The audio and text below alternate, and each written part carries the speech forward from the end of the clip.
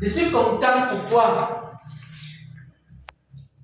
Parce que la parole que je vais partager là maintenant, c'est ma première vidéo sur les réseaux sociaux. La première vidéo sur la chaîne YouTube, les paroles de Jésus parlent de ce dont je vais parler maintenant. Ça parle de quoi? Ça parle des parures. Ça parle du vêtement. Ça parle de l'habillement du chrétien. Parce que plusieurs personnes se posent la question, celle de savoir comment est-ce que le chrétien doit se vêtir. Plusieurs personnes se posent la question, celle de savoir quelle est la parure du chrétien. Est-ce que le chrétien doit porter les boucles d'oreilles, les mèches? Est-ce que le chrétien doit faire les tatouages? Est-ce que la femme chrétienne doit porter le pantalon? Comment le chrétien doit s'habiller et comment il doit se vêtir selon les saintes écritures et selon la sainte doctrine de notre Seigneur et Sauveur Jésus-Christ. Donc j'aimerais que nous prenions d'abord l'aspect vestimentaire. Parce qu'il y a beaucoup de débats en ce qui concerne les parures dans le corps de Christ. Mais si nous comprenons les principes de Dieu, parce que le plus important, ce n'est pas réciter les versets bibliques. Ce n'est pas de dire 1 Corinthiens, 2 Timothée, 1 Timothée. Le plus important, c'est de comprendre qu'est-ce que Dieu recherche dans la tenue vestimentaire du chrétien. Nous allons commencer donc par le vêtement. Parce que beaucoup se posent la question sur les parures du chrétien. Nous allons lire premièrement Matthieu 10 à partir du verset 16. Il faut d'abord connaître la nature du Dieu que vous servez. Il est comment? Qu'est-ce qu'il aime? Qu'est-ce qu'il n'aime pas? Matthieu 10. Matthieu chapitre 10, verset 16. Je lis pour nous la parole du Seigneur. Voici, je vous envoie comme des brebis au milieu des loups. Soyez donc prudents comme les serpents et simples comme les colombes. Amen. Le Seigneur dit ici que il envoie ses serviteurs, il envoie ses messagers, il envoie ses disciples comme des brebis au milieu des loups. Et il dit que il y a deux caractéristiques dans la vie d'une brebis. Il parle premièrement de la prudence et deuxièmement de la simplicité. Donc il faut savoir que Dieu est un Dieu sage et ensuite Dieu est un Dieu simple. La première chose que nous devons savoir en ce qui concerne la tenue vestimentaire du chrétien, c'est que Dieu recherche la simplicité. Si quelqu'un aime tout ce qui est extravagant, quel que soit ce qu'il va acheter, ça ne va pas plaire au Seigneur. Ça, c'est d'abord la première chose que le chrétien doit savoir. C'est que Dieu aime quoi? La simplicité. Vous savez comment les stars du monde s'habillent?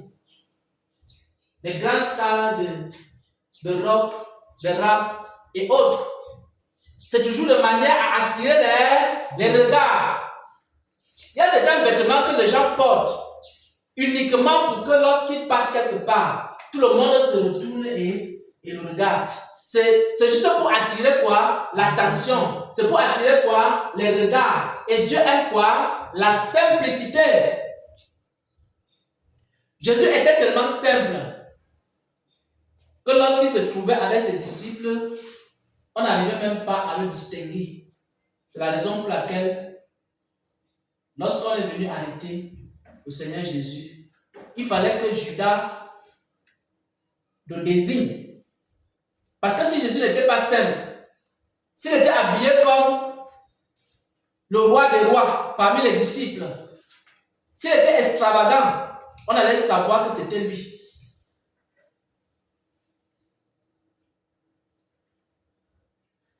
La deuxième chose, ça se trouve dans 1 Corinthiens 5, à partir du verset 9 jusqu'au verset 10. On a dit que Dieu aime quoi? La simplicité. Si quelqu'un veut s'habiller, il faut qu'il se mette en tête que s'il veut s'habiller pour le Seigneur, parce qu'on peut s'habiller pour plaire aux hommes, mais si tu veux t'habiller pour plaire à Dieu, il faut que tu sois simple. Amen. Amen. 1 Corinthiens chapitre 5, verset 9 à 10. Je vous ai écrit dans ma lettre de ne pas avoir des relations avec les impudiques, non pas d'une manière absolue avec les impudiques de ce monde, ou avec les cupides et les ravisseurs, ou avec les idolâtres.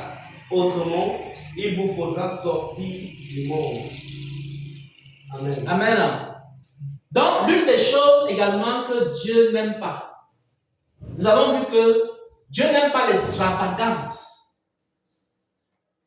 Dieu n'aime pas les choses qui frappent les regards. Parce qu'il dit que le royaume de Dieu ne vient pas de manière à frapper les regards. Il y a certains qui vous disent qu'un pasteur, il doit s'habiller de manière à frapper les regards. Pour que lorsqu'on le regarde, on sente la gloire de Dieu sur lui. C'est pour ça maintenant qu'il va aller chercher des habits tellement extravagants. Il commence à élargir, comme les pharisiens. On disait aux pharisiens qu'ils ne faisaient qu'élargir leurs vêtements. Parce que comme l'homme normal, il porte un habit comme celui-ci pour couvrir son corps. Mais l'homme extravagant, il cherche à élargir son vêtement. Il veut porter l'habit le plus large possible. C'est pour ça que Jésus parlait des larges phylactères. Pour montrer qu'ils sont différents des autres hommes sur la terre. Et quand il fait d'élargir maintenant, chaque fois on doit seulement remonter. Il doit toujours avoir quelqu'un à côté de lui pour remonter son habit. Parce que c'est tellement large. La deuxième chose, c'est que Dieu n'aime pas l'impudicité. Dieu aime la simplicité, il n'aime pas l'impudicité. Et cela doit être également vu dans l'habillement du chrétien. L'impudicité, ici, ça peut être quoi? Lorsqu'on expose les parties de son corps. Parce que l'habit, c'est pour se couvrir, c'est pas pour se découvrir. Quand on s'habille, c'est pour faire quoi? Pour se couvrir. C'est pour couvrir le corps. Ce n'est pas pour découvrir le corps. Ce n'est pas pour qu'on connaisse tes formes. Amen. Quand tu t'habilles, tu dois cacher tes jolies formes. Tes formes rondes. Que ce soit devant ici, là, que ce soit derrière. Il faut cacher. Amen. Il y a des gens qui cachent derrière, mais ne cachent pas devant. D'autres cachent devant, mais ne cachent pas derrière. Il faut qu'on voie un peu le produit. On voit les formes. On apprécie. Voilà. Si la forme n'est pas sortie, je ne peux pas aller à l'église. Il faut d'abord que je ressorte mes formes avant d'aller. Donc, on doit éviter les vêtements qui dessinent les formes. Et aussi éviter d'exposer sa nudité à travers les vêtements. Amen. La troisième chose sur le vêtement ici, on va voir dans 1 Timothée 2, à partir du verset 9. Nous avons dit que Dieu aime quoi? La simplicité. Et Dieu n'aime pas quoi? L'impudicité. La troisième chose, Dieu aime la décence. Et on va expliquer ce que c'est que s'habiller de façon décente. 1 Timothée 2, au verset 9. Amen. 1 Timothée chapitre 2, le verset 9.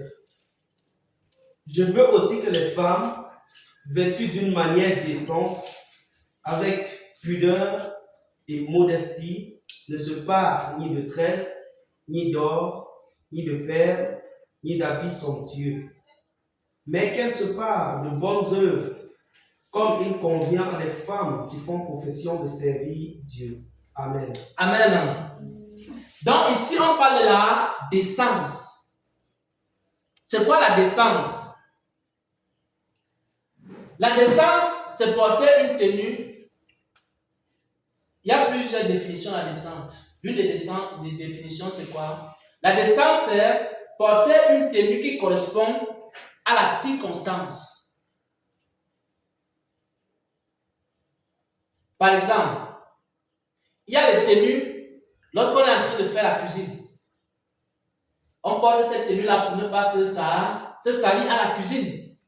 Donc, les tenues qu'on porte doivent correspondre à la circonstance, à ce que nous sommes en train de faire. Quand on est dans la chambre, il y a une tenue de chambre. Amen. Quand on est à la douche, il y a une tenue de douche. Amen. Tout le monde connaît. Voilà. Maintenant, quand on est dans la chambre, il y a des tenues pour la chambre. Quand on est en train de faire la cuisine, il y a une tenue pour la cuisine. Quand on part au champ, il y a une tenue pour le champ. Amen. Amen. Parce que si quelqu'un prend la veste et la cravate, il part au champ avec la veste et la cravate, vous n'allez pas le prendre pour un fou. Est-ce que c'est décent? Quelqu'un qui prend une veste et une cravate, il part au champ. Il prend la machette, il part au champ avec la veste et la cravate. Tout le monde va se moquer de cette personne. La deuxième chose, c'est si quelqu'un prend la tenue de la cuisine et puis il vient avec à l'église, ça ne couvre pas le corps. Ça couvre le corps. Ça couvre le corps. Si je prends la tenue de la cuisine là, et puis je viens avec à l'église, ça couvre bien le corps. Mais ce n'est pas la tenue décente, parce que ça ne correspond pas à l'activité que je suis en train de mener. Je peux venir avec la tenue de la cuisine à l'église. Ce n'est pas décent. Donc la décence, c'est quoi? C'est une tenue qui correspond à la situation ou alors à l'événement ou alors à la circonstance. Amen. Je prends le cas d'un mariage. Quelqu'un qui veut se marier. Maintenant, tu prends la tenue du champ et tu pars te marier avec. Nous posons la question, même si la tenue du champ là, ça arrive jusqu'au on appelle ça quoi? Au chéri. Cette tenue-là, elle n'est pas décente. Elle n'est pas décente par rapport au mariage. Parce que c'est une tenue qui ne correspond pas. La tenue du champ ne correspond pas à la circonstance. Amen. Donc, pour chaque circonstance, il existe quoi? Une tenue. Amen. C'est ça la décence. Parce que si les gens ne comprennent pas ça, à un moment donné, on va se fatiguer à expliquer les principes de Dieu et ce que Dieu veut pour la tenue vestimentaire. Quand on va à l'église, on va rencontrer le roi des rois, le seigneur des seigneurs. C'est-à-dire celui qui dépasse le président de la République. le Amen. maître de l'univers, des cieux et la terre, qui décide sur la vie de chacun. Amen. C'est le jour-là que tu choisis ta tenue de sport. Vraiment. Et tu dis que c'est avec la tenue de sport que tu vas aller à l'église. La tenue de sport à l'église, ce n'est pas décent. Il y a un serviteur de Dieu. J'ai écouté son témoignage. Il est arrivé dans une église. On lui a dit de prier pour les jeunes gens. Quand il est arrivé, il voulait prier pour les jeunes gens. Il a vu leur habillement. Ils étaient à l'église avec des jeans. Ça passe, il y avait des choristes. Ils étaient à l'église avec des jeans. Il a dit que lui ne peut pas poser ses mains sur eux. Il a dit, je ne peux pas prier pour telle personne. Parce qu'on ne se moque pas de Dieu. Vous allez voir les chefs d'État de ce monde. Vous habillez décemment. Vous prenez la tenue de circonstance. Quand tu as une réception à la présidence de ton pays, tu t'habilles bien. Et quand tu viens à l'église, pour qu'on prie pour toi, tu prends ton jean délavé. Tu viens avec à l'église et tu demandes, serviteur de Dieu, prie pour moi. Et le serviteur doit faire quoi? Imposer les mains sur toi. Il a dit non, je ne pose pas les mains. Parce que la tenue qui correspond à l'église, à la présence de Dieu, est une tenue qui prouve le respect que tu as pour Dieu. Il faut avoir du respect pour Dieu. On ne vient pas dans la présence de Dieu avec n'importe quelle tenue. Il y a aussi les tenues qui correspondent à l'âge, c'est à la naissance. Oui, il y a des habits pour les enfants, il y a des habits pour les adultes. Il y a certains collants que les enfants peuvent porter, mais que les adultes ne peuvent pas porter. La décence aussi, c'est quoi? C'est une tenue qui correspond au sexe. Une femme doit avoir des tenues de femme et un homme doit avoir des tenues d'homme pour qu'il n'y ait pas confusion. Quand je te regarde en tant que femme, je ne dois pas avoir l'impression que tu es un homme. Et quand je te regarde en tant qu'homme, je ne dois pas avoir l'impression que tu es une femme. Amen. Donc, il ne faut pas qu'il y ait une confusion. Il faut que lorsqu'on regarde une femme à distance, on sait que voilà une femme qui arrive, de par sa tenue. Et quand on regarde un homme à distance, on sait que voilà un homme qui arrive de par sa tenue. Amen. Parce que Dieu a créé l'homme différemment de la femme. Et le corps de l'homme différemment du corps de la femme. C'est pour ça qu'il y a une tenue d'homme et il y a une tenue de femme. Pour pouvoir identifier l'homme et la femme. C'est aussi simple que ça. C'est pour ça que les gens font les débats. La femme doit-elle porter le pantalon ou pas? Ce n'est pas ça. La femme doit porter une tenue de femme et les hommes doivent porter des tenues d'hommes pour qu'on puisse distinguer l'homme et la femme. Amen. Vous allez voir cela dans Deutéronome 22, verset 5. Vous allez lire même à la maison Deutéronome 22, verset 5. La décence, c'est également la tenue qui correspond au sexe. Même nos ancêtres, avant même qu'ils n'aient connu l'évangile, quand on venait avec la Bible, on se rendait compte que les femmes s'habillaient d'une certaine manière et les hommes s'habillaient d'une autre manière. Ça a toujours existé. Même là, il n'y avait pas la Bible. Il y a toujours eu des vêtements de femmes et des vêtements d'hommes dans chaque société. Ça veut dire que cette loi-là est écrite dans le cœur de tout homme. Dans chaque société, on sait que la femme a sa tenue et l'homme a sa tenue. Pourquoi est-ce que dans l'église, on doit faire maintenant les débats là-dessus?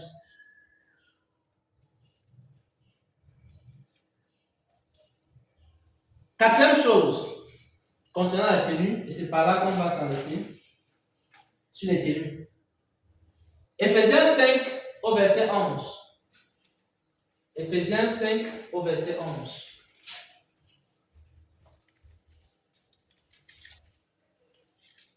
Éphésiens chapitre 5, le verset 11. Et ne prenez point part aux œuvres infructueuses des ténèbres, mais plutôt condamnez-les.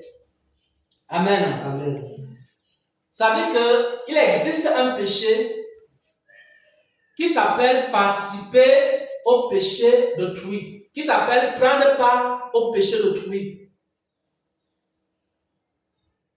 Ça veut dire que quelqu'un qui fait la promotion du péché à travers son vêtement, il participe au péché d'autrui. Moi, je n'aime pas le football parce que ce n'est pas Dieu qui a créé le football. Ce sont les divertissements du monde. Je prends maintenant la photo d'un footballeur. Je colle sur mon habit. Je fais quoi? Je fais la promotion du football. Je n'aime pas la boxe. C'est un sport violent. Il y a même des gens qui meurent. Il y a des gens qui ont des traumatismes crâniens dans le sport, le combat. Et maintenant, c'est moi qui pars porter une tenue où je fais la promotion de la boxe. Donc, sur mon habit, on voit deux personnes en train de boxer.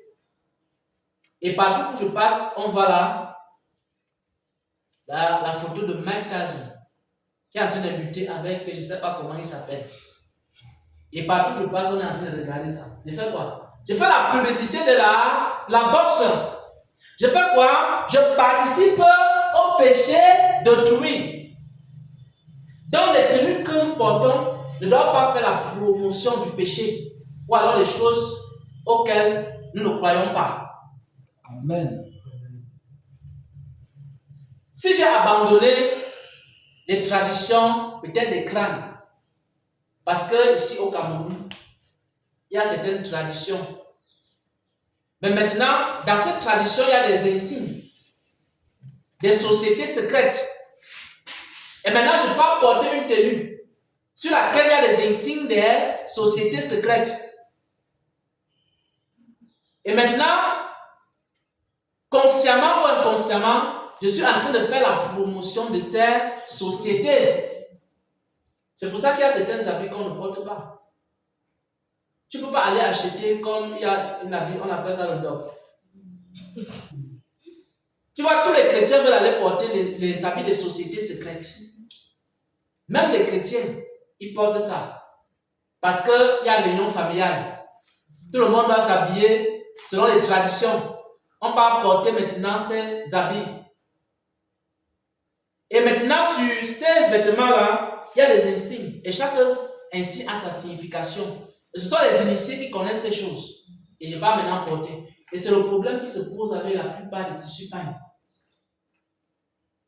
Je ne dis pas que tous les tissus pains ont ce problème. Mais la plupart des tissus pains, quand on partait acheter un tissu pain, il faut faire attention. Parce que tu peux aller chercher un tissu pain des initiés. Tu peux aller chercher un tissu pain des personnes qui font, je ne sais pas moi, des sociétés secrètes. Et après, tu te retrouves dans les problèmes. Et le Saint-Esprit va te dire qu'il faut enlever ces vêtements. Parce que tu fais la promotion des sociétés secrètes. Waouh!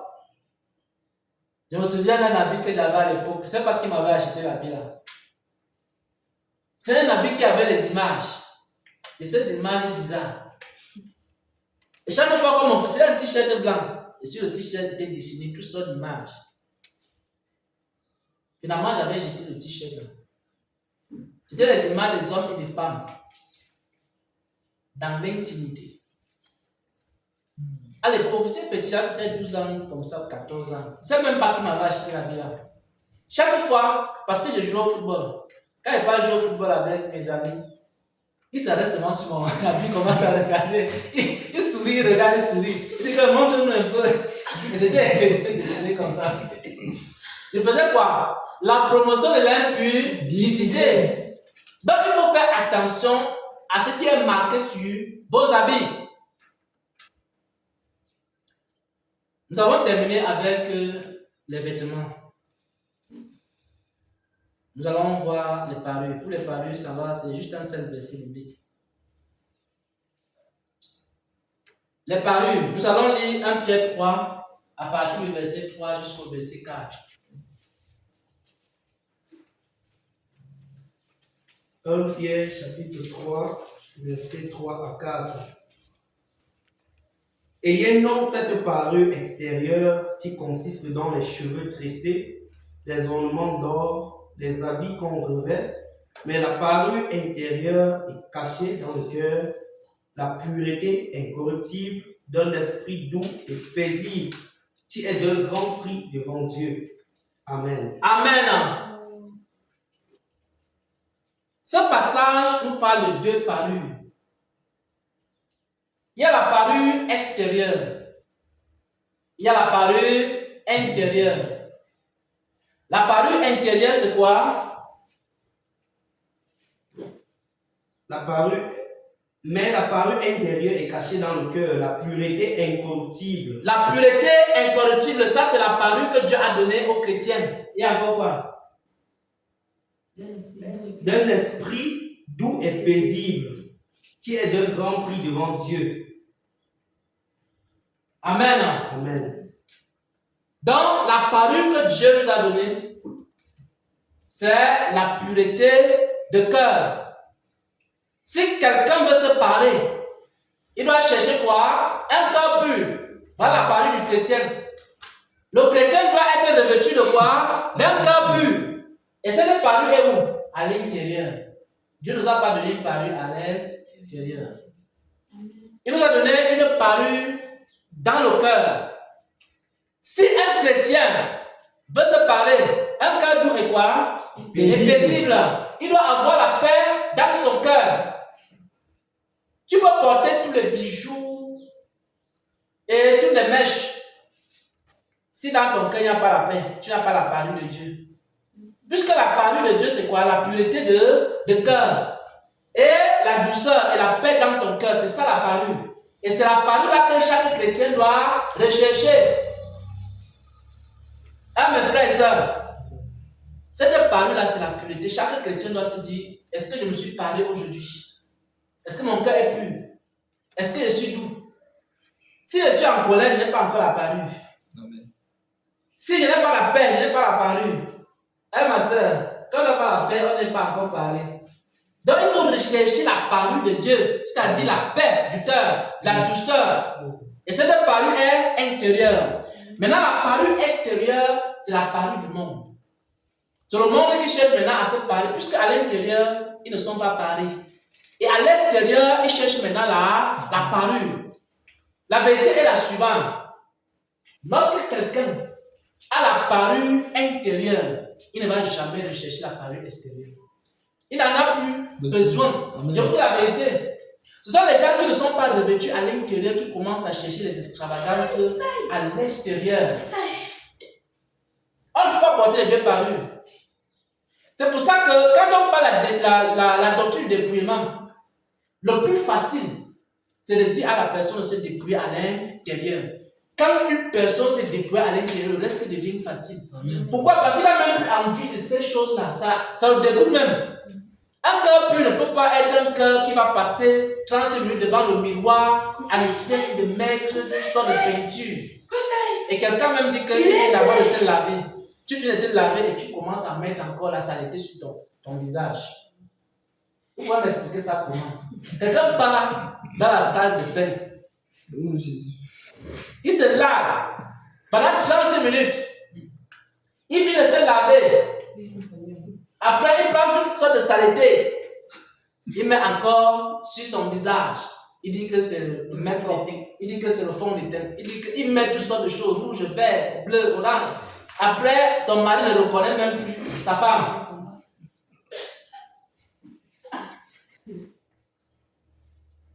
Il y a des femmes, elles se sont tellement maquillées.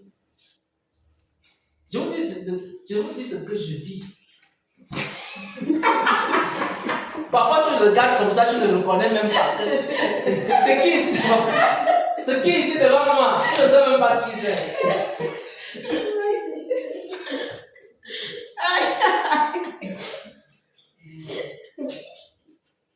Donc, il faut faire attention. On ne peut pas finir de se laver. Et après, on peut encore mettre la saleté sur son visage, sur sa tête. Et après, on a les problèmes. Chaque jour, ça gratte. Vous voyez les mèches là, quand on met ça, après, ça commence à gratter. Et puis, vous voyez, chaque fois, une personne est là, on tape d'abord.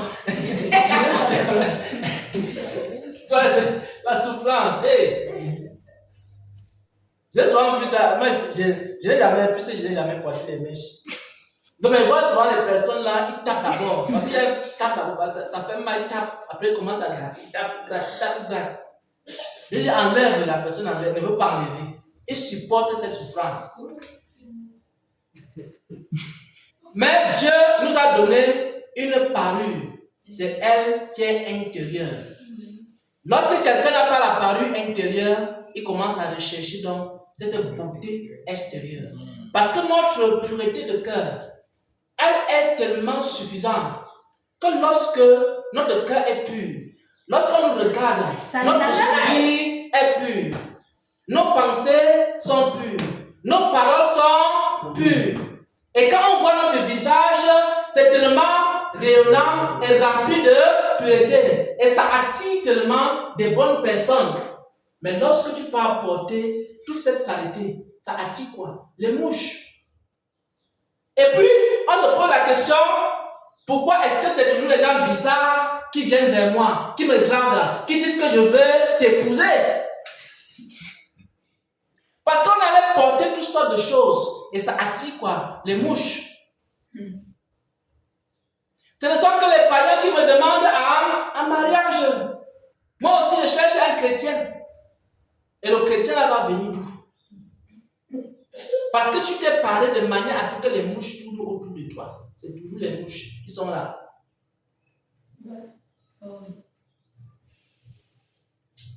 Et à la fin, ton identité change.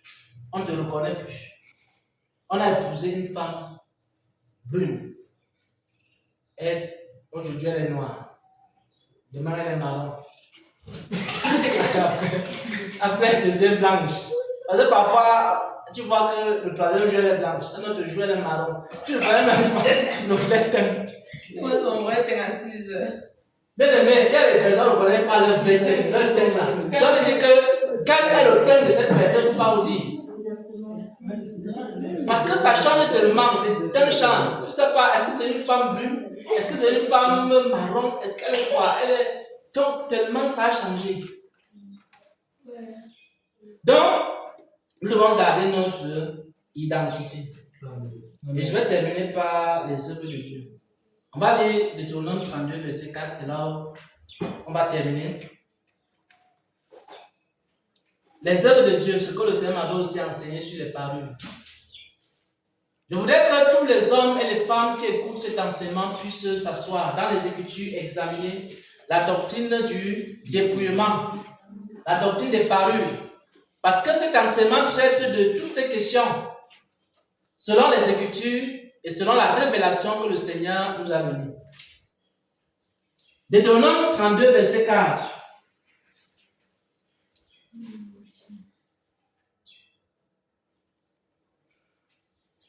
Deutéronome 32, le verset 4. Il est le rocher, ses œuvres sont parfaites, car toutes ses voies sont justes. C'est un Dieu fidèle et sans iniquité. Il est juste et droit. Amen. Amen. Deutéronome 32 au verset 4 nous enseigne une vérité. Et j'aime cette vérité. Les œuvres de Dieu sont parfaites. Une chose est parfaite. Lorsqu'on ne peut rien ajouter, rien enlever dans la chose. La prophétie, ma fille, elle est parfaite. On ne doit rien enlever dans la prophétie. On ne doit rien ajouter dans la prophétie. Parce que la prophétie, c'est quoi? C'est une œuvre de Dieu. Amen. Et les œuvres de Dieu sont comment? Elles sont parfaites. On ne peut rien enlever, rien ajouter. Les Écritures, c'est quoi? Une œuvre de Dieu. Les œuvres de Dieu sont parfaites. On ne peut rien ajouter dans les Écritures. On ne peut rien enlever dans les Écritures. Parce que lorsque Jésus a dit, il faut donner à César ce qui est à César, à Dieu ce qui est à Dieu. Cette parole est comment? Elle est parfaite. On ne peut rien ajouter. On ne peut rien enlever. Et c'est comme ça, en ce qui concerne toutes les Écritures de Dieu. Mais aujourd'hui, on a des hommes qui ajoutent aux Écritures. On dit qu'il est écrit ainsi. Mais tu connais le contexte dans lequel nous sommes. Donc, c'est le contexte qui change la parole de Dieu. Mais la parole de Dieu, elle est parfaite. On n'ajoute rien, on n'enlève rien. Et nos cheveux, c'est une œuvre de Dieu. Et les œuvres de Dieu sont comment? Elles sont parfaites. On ne peut rien ajouter à nos cheveux. On ne peut rien enlever à nos cheveux. C'est-à-dire quoi? Si je suis un noir, le noir est parfait avec ses cheveux crépus. Le noir n'a pas besoin de changer ses cheveux, d'aller faire le défrisage pour avoir les cheveux des blancs. Pour que quand mon mari va aussi toucher mes cheveux comme ça, il va sentir une fraîcheur, une blanche. Les œuvres de Dieu sont parfaites. Amen. Il t'a créé parfaite, noir comme tu es, avec des cheveux crépus. Hey! Amen. Jesus. On n'a pas besoin d'aller défriser. Que ce soit les hommes, que ce soit les femmes. Nos cheveux sont parfait aux yeux de Dieu. Et il y a les styles et les soucis. Quand Dieu nous a créés avec les styles, il nous a créés avec les soucis. Nous trouvons que les styles, les soucis qu'il nous a donnés, c'est petit. Il faut maintenant qu'on va ajouter les nouveaux styles, les nouveaux soucis. Que lorsqu'on va faire les captures d'écran comme ça va attirer beaucoup de personnes. Tout ce qu'on ajoute sur nos styles et nos soucis là, nous sommes en train de commettre un péché devant Dieu. Amen. Les ongles que Dieu nous a donnés sont parfaits. C'est parfait comme cela. On doit juste faire un peu de propriété sur les ongles et c'est suffisant. On n'a pas besoin d'ajouter les ongles sur nos ongles pour avoir maintenant les ongles de, je ne sais pas, Des quel sorcières. animal. Voilà. On commence à avoir les griffes. Maintenant, quand on veut faire la cuisine, ça devient un problème. Pour laver les On habits. veut laver les habits. Voilà. On veut laver les habits, on n'arrive pas parce que on a trouvé que les œuvres de Dieu n'étaient pas parfaites. On a ajouté. Maintenant, on dit, il faut laver les habits, on n'arrive pas. Faire la cuisine, on n'arrive pas. Ou alors, on part d'abord enlever les ongles. Quand on a fini de préparer, on remet les ongles. Oh, quelle souffrance. Les œuvres de Dieu sont parfaites. On n'a pas besoin d'ajouter les cheveux sur les cheveux. On n'a pas besoin d'ajouter des styles sur les styles. On n'a pas besoin d'ajouter encore quoi? D'ajouter le défrisage sur les cheveux. Et d'ajouter les ongles. Parce que tout ce que Dieu a fait est parfait. Ses œuvres sont parfaits. C'est beau comme ça. Amen. C'est beau. J'aime mes beaux petits cheveux de noir, bien crépus. Voilà. Je n'ai pas besoin d'être transformé en cheveux de blanc ou de blanche. Avoir la peau des blancs. Voilà, ma peau, elle est parfaite. Parce que Dieu a voulu qu'il y ait des noirs, qu'il y ait des blancs, Amen. qu'il y ait des rouges, des jaunes. Même comme les blancs ne sont pas vraiment blancs, comme le papier. Amen. Mais on les appelle quand même blancs. Mais c'est le Seigneur qui a créé toutes ces couleurs et ça fait la beauté de l'humanité. Amen. C'est un peu comme un bouquet de fleurs. Il y a des blancs, il y a des noirs, il y a des rouges, des roses. N'est-ce pas beau? Mais tout le monde veut être blanc. Tout le monde veut être noir. Parce que même les blancs veulent se bronzer. Ils veulent changer aussi la couleur de leur peau. Voilà. Voilà ce que je voulais partager avec le peuple de Dieu sur la doctrine du dépouillement. Et je prie que tous ceux qui ont écouté ce message, que le Seigneur puisse se révéler à eux et se manifester dans leur vie. Et que le Seigneur éclaire chacun. Et que le Saint-Esprit lui-même continue à enseigner parce que c'est lui qui est l'enseignant par excellence. C'est un mystère à chacun qui a écouté cette vidéo. Au nom de Jésus-Christ. Amen. Amen.